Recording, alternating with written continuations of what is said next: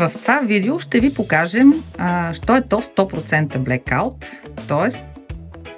материя, която осигурява абсолютно пълно затъмнение.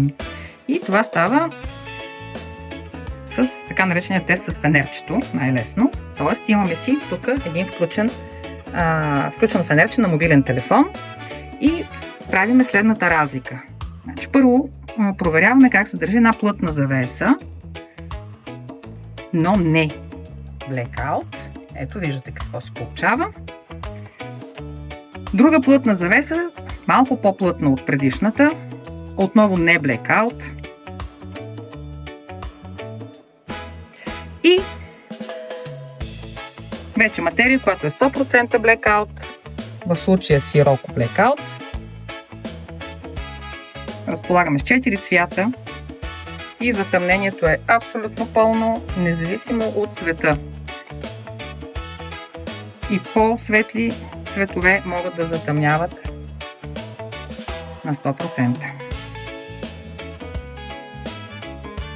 Материята е 100% полиестер, много лесна поддръжка.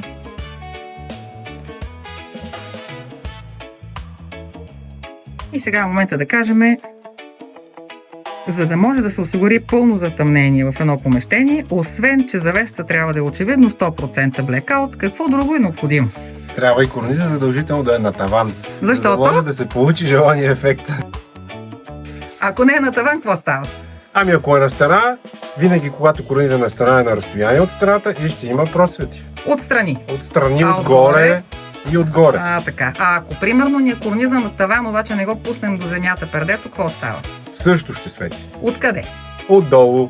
От под перваза, например. Точно така, да. Дори да го пуснем на една педя под перваза, защото искаме примерно да ни стига до радиатора, а не до земята, за да не си скриваме радиатора. Също ще свети. Също ще свети. Тоест, който желае да спи в пълен мрак, така че да няма никаква разлика между отворени и затворени очи и да му е тъмно трябва като фрок. Трябва задължително корниза да е на таван. Трябва задължително корниза на таван и да се е снабдил с някои от тези чудесни материи, които осигуряват абсолютно пълно затъмнение.